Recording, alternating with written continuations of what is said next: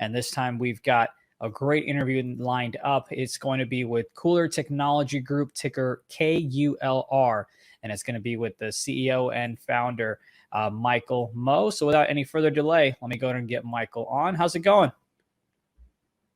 If you want to unmute yourself there real quick, you're muted at the moment. It should be on the, there you go. Can you hear us? All right. Perfect. How you doing, Michael? Well, I'm doing well this morning. How are you?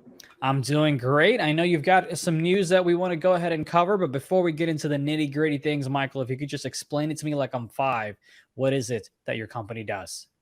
Yeah, KULR, we develop an energy management platform to accelerate the global transition to electrification. We do with thermal management materials, we do with hardware, software, integrated solution, solving battery safety and thermal management problems.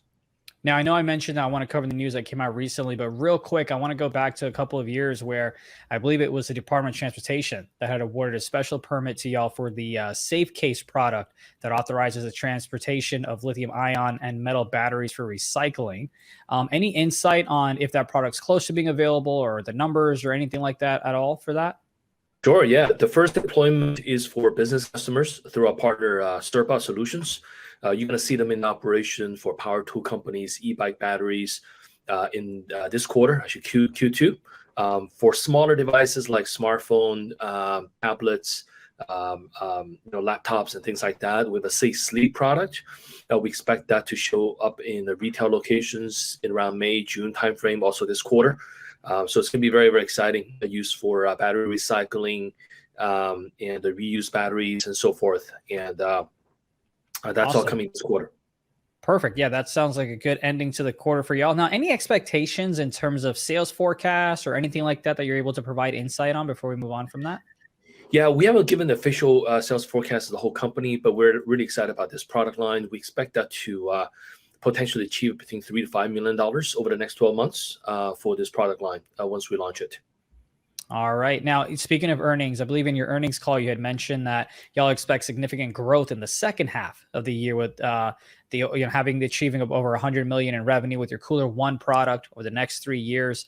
And as you ramp up volume and things like that, what else can we kind of expect from the second quarter and growth for your company? Yeah, I'm really excited about the KULR One. I think what we talked about at the earnings call was a KULR One Design Solutions package, and that is comprised of all the products and services for battery testing, for battery design, around and the components that go into the battery about battery safety. We expect that product line to generate over $100 million over the next 3 years. I think that's with energy storage customers that we had announced earlier. DoD customers like Lockheed Martin, obviously the aerospace and defense as well. So the revenue forecast for this year on that product is somewhere around $10 million. And we expect that to double over the next each year for the next 3 years. And that's how you get to the $100 million. Yeah, I appreciate you breaking down how you get there. That should be significant growth. Now, let's get to the hot topics, if you will, right? We've seen so many companies in the news lately over the past couple of months. You have CEOs that are buying, you have CEOs that are selling, so it's always a little hot story. Michael, can you please talk about your share purchases and why you decided to purchase those shares now? Yeah, I recently did a share purchase of the KULR stock. I personally believe that our stock is undervalued and oversold in recent weeks or months, whether it's a function of a macro, just the overall macro market, or some short-term market dynamics with our stock. Not completely sure, but what I know is that our company is executing on all cylinders. We're in the best position in our history. We have new talent. We have a really good team executing on our mission right now. So the most important thing for us to do is to hunker down and just execute on the business. So if you take care of the business, the stock will take care of itself. So long term, super bullish, and that's why I personally went to the market and did open market buys of the KULR stock. Well, it's always good to see a CEO putting money where their mouth is, if you will. And yeah, we won't necessarily know, hey, did the stock price go down because of just how the market's doing, macro levels, micro level, things like that. But do you feel like there's any misconception about your company that investors or anyone else out there kind of has incorrectly? I think it's a longer term story. We're part of the electrification, the battery, and so forth, and we're still a micro cap or small cap.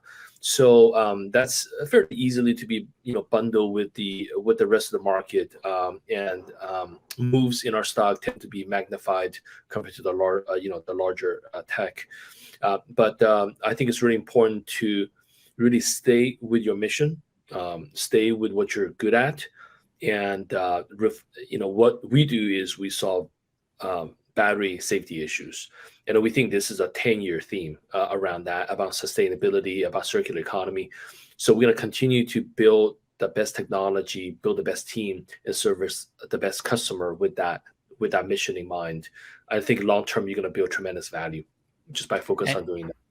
Yeah, and as someone who wants to focus on the long-term value, I wanted to talk about your new CFO, Sean Cantor, who has formerly, I believe, worked at Goldman Sachs as an M&A executive, worked at Bank of America's investment bank as COO of M&A. How does the company KULR plan on leveraging that experience moving forward? Yeah, so Sean joined us.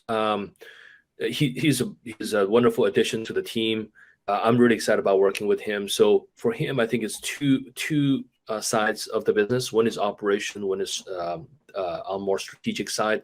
On the operational side, obviously, as we grow and then really accelerate our growth, he's going to be instrumental in putting the financial and then managing the financial infrastructure on that, and also help the company to communicate that story to the investment public. So you're going to see him increasingly be more of the face of facing the investors. So you're going to see less of me. No, I'm just kidding. I love talking to you guys, but Sean brings a different complexity to the conversation. So I think he's going to be welcome by the investment public around that. The other one is very strategic.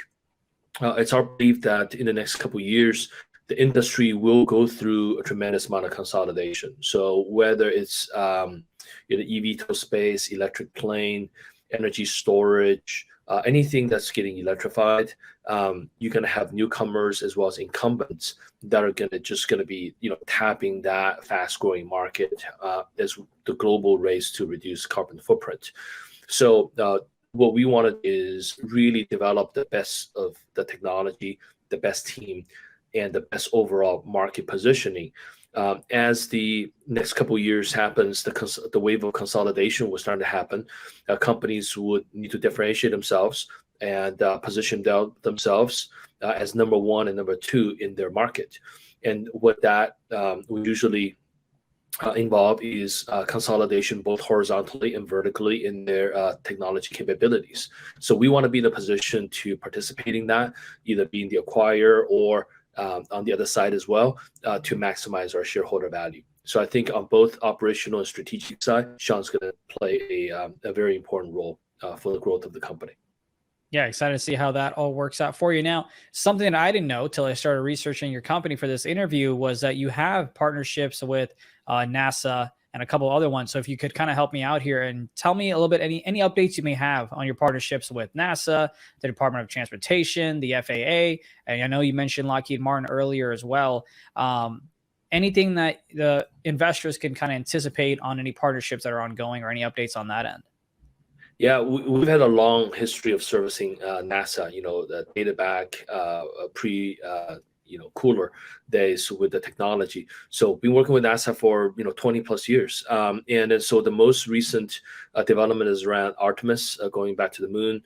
So all around battery safety, automated cell screening, battery technology to go back to the moon to meet the NASA Work Instruction 37. So we launched that product and it's in operational right now. Super excited about that. So excited to see more of the safe cells go to the moon, and that's going to be a big program because not only you have the astronauts backpacks powered by battery, you're going to start having operations on the moon. So rovers, a whole bunch of infrastructure that's going to happen on the moon too over the next 5-10 years. So a lot of power energy source around that. So we are looking at hosting a battery safety summit with NASA in May in Houston in our new facility. So excited about that. Once that happens, we'll make more announcements and then let the shareholders know more about that.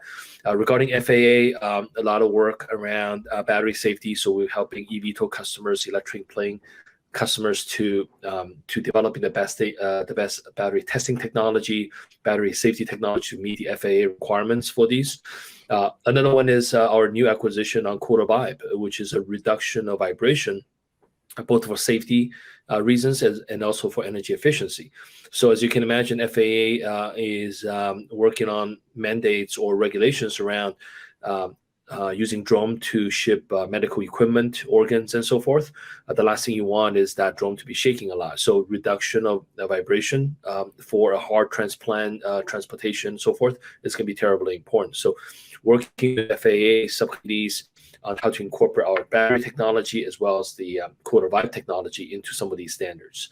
On the DOT side, you mentioned about a special permit. I don't know if some you guys caught over the weekend. I think there's a semi-truck container in Alabama that blew up. I mean, literally blew up because it was, I think it's like 50 drums of lithium-ion batteries inside. And then one of them went to thermal runaway and the drum became like a pressure cooker. So it just exploded and then lit the whole semi-truck on fire. So that's our Safecase product. Continue to advance on the energy capacity around that, from 2.1 now to 2.5, and expanding to larger battery packs for EV batteries and other large energy storage batteries. So, working with regulators like that and partners like that has been our investment for the last 5 to 10 years. So we'll continue to execute on that.